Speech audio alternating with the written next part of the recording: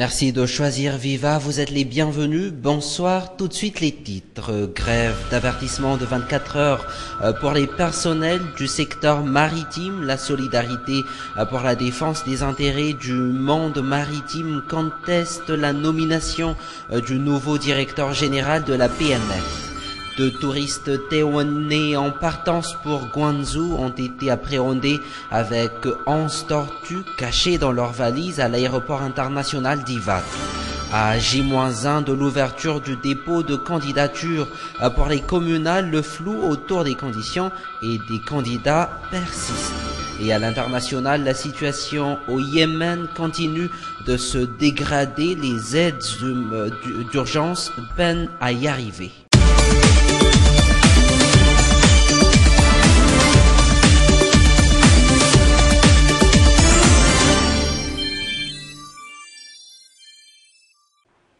Voilà pour les titres. D'abord, regardons les chiffres clés du bilan de la fête de Pascal. Selon le rapport du service des urgences de l'hôpital Agiara en date du 6 avril, 6 personnes ont perdu la vie au cours des 3 jours de fête et plus de 300 personnes ont été consultées selon une source médicale.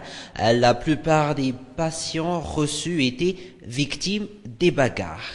Et après les fêtes, le nettoyage, il a commencé dès hier soir pour les agents de la commune urbaine d'Antananarive. Ce matin, Analakil était déjà propre malgré le fait qu'il a été hier une destination la plus prise des familles de la capitale. Tovra Kutunjavoun et Nzar Ranjiantsu.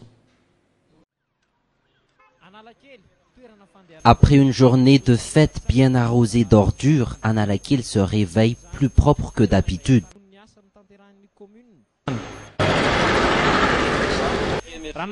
Nain était parmi les agents de nettoyage de la commune urbaine d'Antananarive, à nettoyer depuis 6 heures du matin.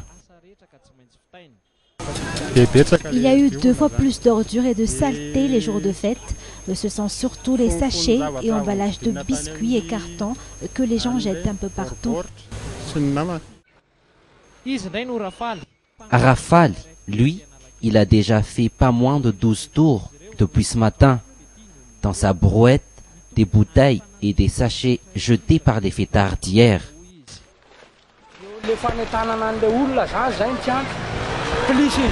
L'administration doit penser à ajouter des bacs à ordures partout, surtout pour que les gens y jettent leurs déchets. Cela évitera ce désastre. Cela fait longtemps que je travaille dans ce secteur, mais rien n'a changé depuis.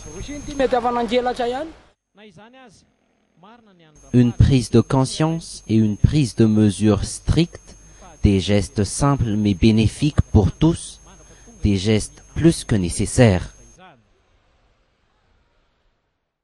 En politique, le dépôt de candidature au communal s'ouvre demain 8 avril auprès des OVEC, les organes de vérification et d'enregistrement des candidatures de la CENIT dans les 1693 circonscriptions électorales et pourtant, pour le moment, aucun candidat ne s'est déclaré. Et ceci pour une raison stratégique. La préparation des communales, c'est un reportage signé Nanjian Radzonsan et Yves Chanel. J-1 avant l'ouverture du dépôt de candidature au communal, aucun candidat ne s'est pour l'instant déclaré, du moins pour la commune rurale d'Akarobat. Dans son bureau, toujours dans le préparatif, seul le maire sortant se déclare être candidat.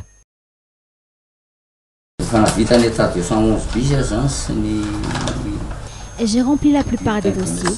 Certains dossiers doivent pourtant attendre, tels les dossiers donnés par la CENIT ou une signature. J'ai rempli la plupart des dossiers. Certains dossiers doivent pourtant attendre, tels les dossiers donnés par la CENIT ou une signature est requise. Ankarobat pourrait avoir 12 candidats et à entendre le maire sortant, il se peut qu'il sera le candidat du parti au pouvoir, le HVM. Plusieurs projets sont déjà en cours, tels la construction des ruelles ainsi que la mise en place d'un poste avancé, des projets toujours financés par la commune. Voilà pourquoi on est toujours partant pour la déposition de candidature. En attendant, dans les bureaux du Fuktan de cette commune, le recensement des citoyens en âge de voter continue.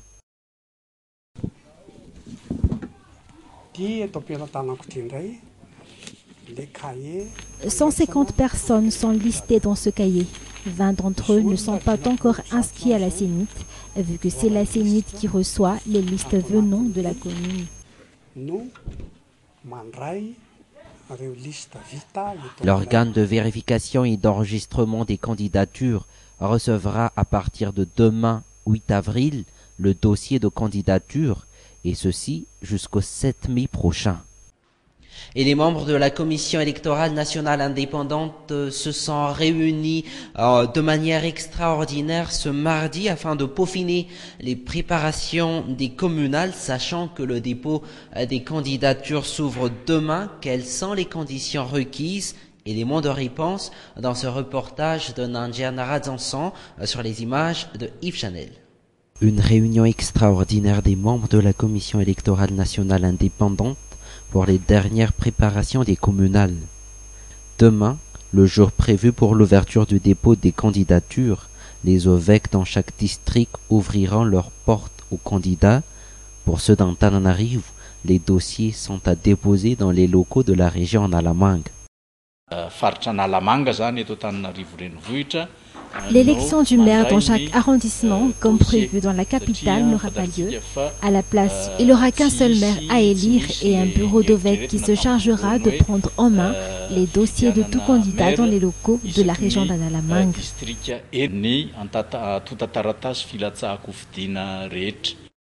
Suppléments de dossiers ou autres renseignements sont également à retirer auprès des bureaux des évêques. La liste des dossiers à fournir sont également placardés sur les murs de ces bureaux afin de faciliter les tâches. Pour cette élection, toute personne âgée de 21 ans et plus peut se porter candidat. Tout citoyen malgache inscrit dans la liste peut être candidat. Cette liste peut venir soit d'un groupement politique, soit d'une association ou d'une alliance politique, mais également les listes de candidats indépendants.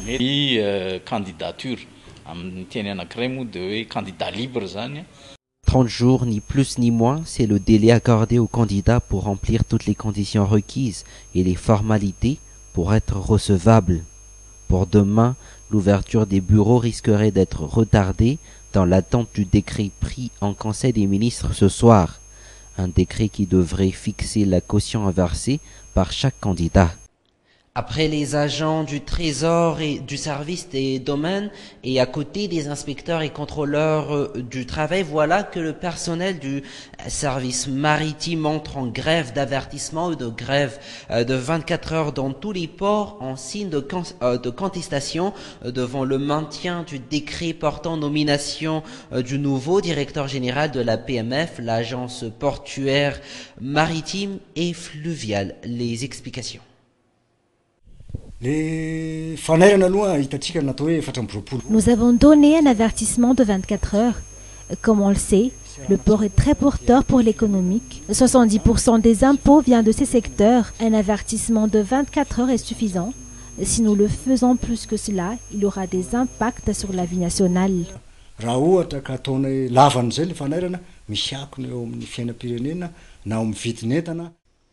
Point final à cette édition, je vous donne rendez-vous demain à la même heure. Au revoir.